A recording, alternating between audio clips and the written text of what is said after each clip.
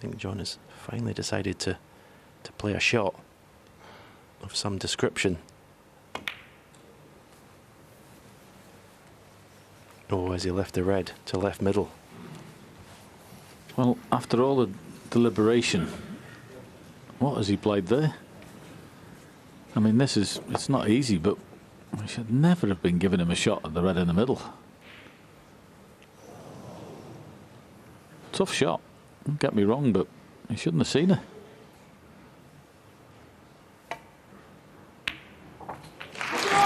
He will be absolutely kicking himself after all that deliberate. It's almost like he overthought the situation there. The first touching ball he had, he could have easily put the cue ball into the baulk area and the baulk cushion.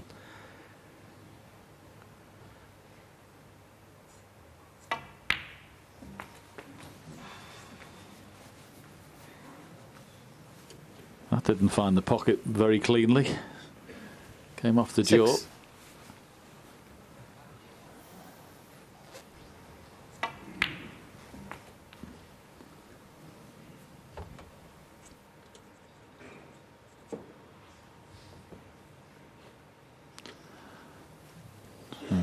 Wouldn't have been planning to be on this, but if he gets this in the corner, screws back for black. 7.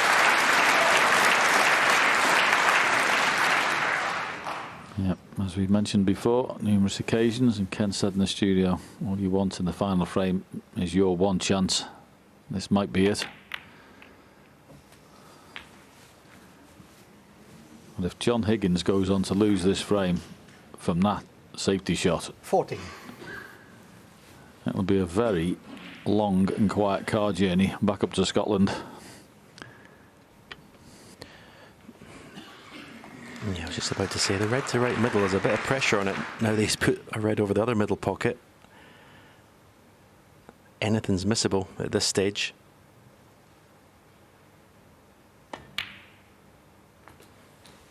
$15.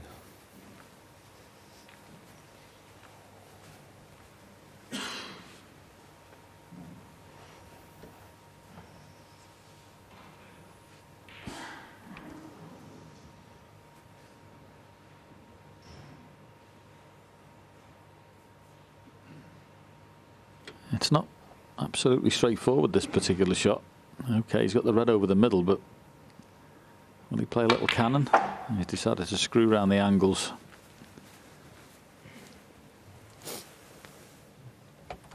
$20.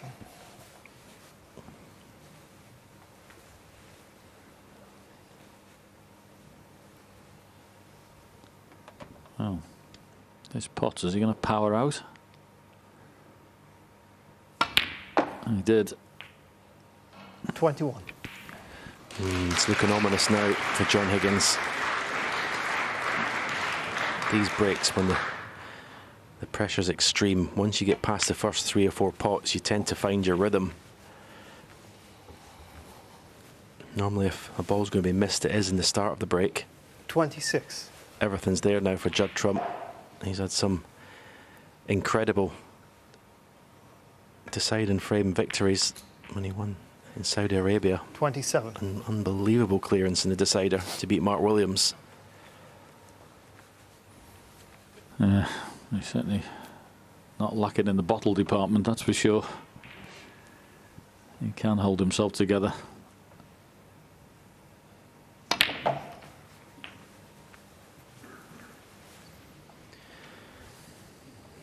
What's that little passage 34. of play when Judd could have played other shots, kept tippy-tapping in the reds? Is that a stroke of genius to lull John into 35. just playing shots he didn't really want to play?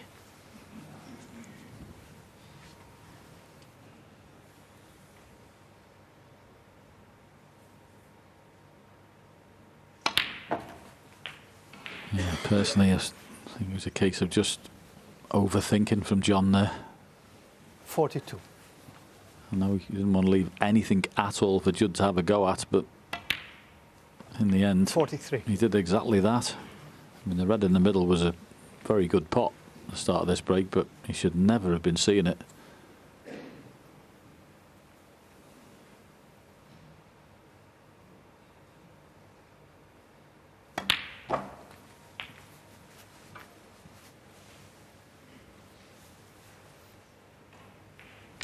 50. Yeah, I mentioned when John got in first that Judd would have been fearing the worst. John lost position, but the shoe's on the other foot now. As John 51. played his last shot in this UK Championship. As I say, you don't get to world number 1 without being able to produce this snooker and the highest pressure.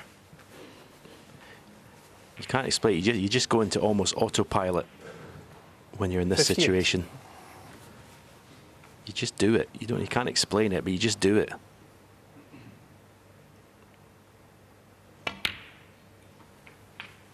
$59. Yeah, what an exhibition these two have put on after the interval. I mean, it was pretty hard-fought stuff, the first 4 frames. But since then, it's been absolute quality and drama. And Judd Trump is showing exactly why he is world number 1. This has been a 66. brilliant contribution from a very unexpected mistake from the master. Yeah, and all of a sudden, he's got the cue 67. ball on a string. It's because the focus is so intense.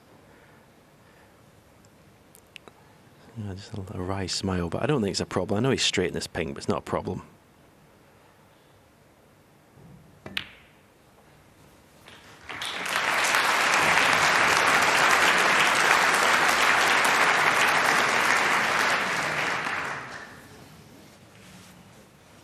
Yeah, just might take a second just to roll the pink in correctly, close to its spot as possible.